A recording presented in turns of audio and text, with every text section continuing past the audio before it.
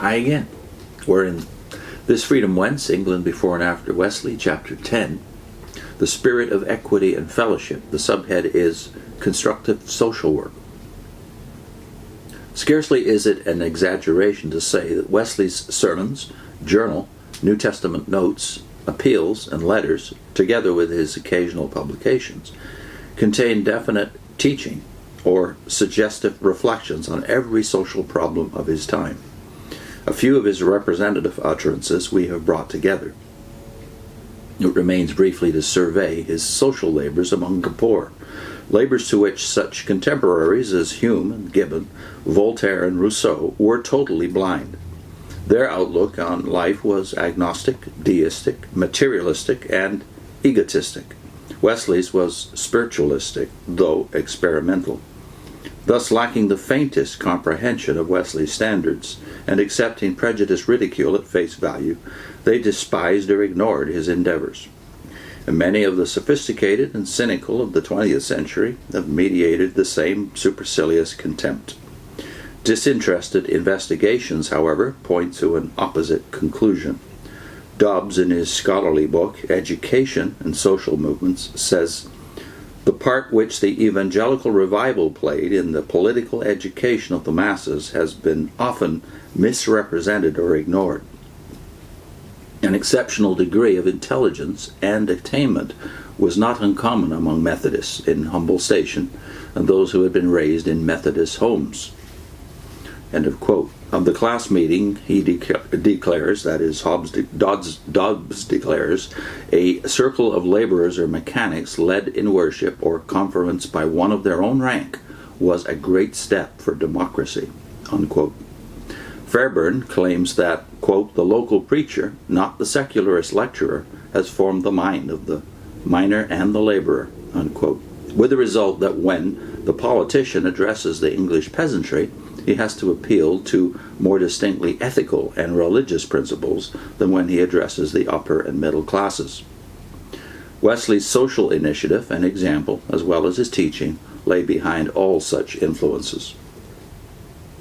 If education means character building and the imparting of ability to live nobly and cooperatively, Wesley, beyond comparison, was the greatest educationalist of his century, and one of the greatest of all time. He and his preachers found many of the people in a semi-barbarous state, deeply sunk in ignorance and vice, and almost lost in dirt and wretchedness. Yet wherever the revival took root, cleanliness and order followed in the trail of vital godliness. As an adult educationist, Wesley has had few peers. His movement, long despised by the great, was compelled to find and educate its own leaders. And considering the conditions of the age, it rose magnificently to the task. Of the thousands who during Wesley's day attained to the position of preachers, teachers, and leaders, the overwhelming majority served a mental and spiritual apprenticeship, passing with democratic mobility and by natural selection from stage to stage without any barriers of class, wealth, or sex. Self-help and mutual service were outstanding marks of the movement, and the attainment of ability for greater usefulness was the recognized passport to higher opportunity. "Do nothing as a gentleman" was one of Wesley's precepts to his army of lieutenants.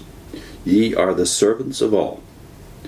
To character, initiative, ability, and consecration, every avenue of the revival was open.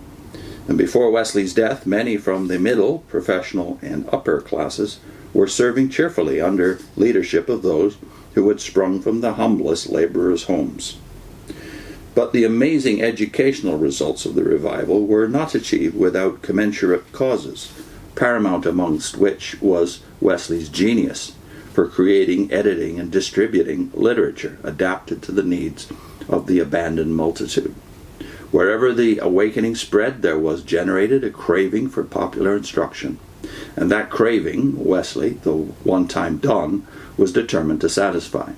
His religion was a Bible religion, and Bible religion demanded knowledge, both of the scriptures and correlated books.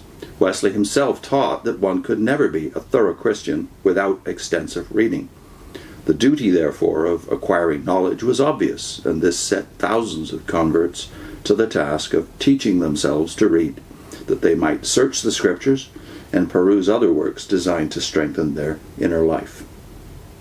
Such auxiliary publications Wesley, with incredible energy, set himself to place before his people at the lowest cost. Hence, the previously unparalleled dissemination of simple, didactic Christian literature to satisfy newly created needs. Hence, the 50 volumes of the Christian library, gleaned and edited from a wide field. Hence Wesley's book room. Hence the endless stream of pamphlets, tracts, and textbooks. Hence the Arminian magazine, the various hymnals, and ceaseless use of the printing press to supplement the preacher's spoken word. Tens of thousands taught themselves to read from the revival's publications, and perhaps chief among the texts were the collections of hymns. For when once people knew hymns by heart, they soon learned to read them. Then, rapidly, they proceeded to devour Wesley's prose, for his chaste Saxon style was specially adapted to the people's needs. Every home deeply affected by the revival had its collection of much pondered books, and most converts helped to distribute this printed message.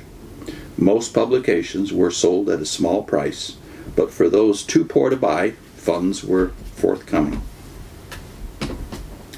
Next time, more on Wesley's contribution to the national education and the national health.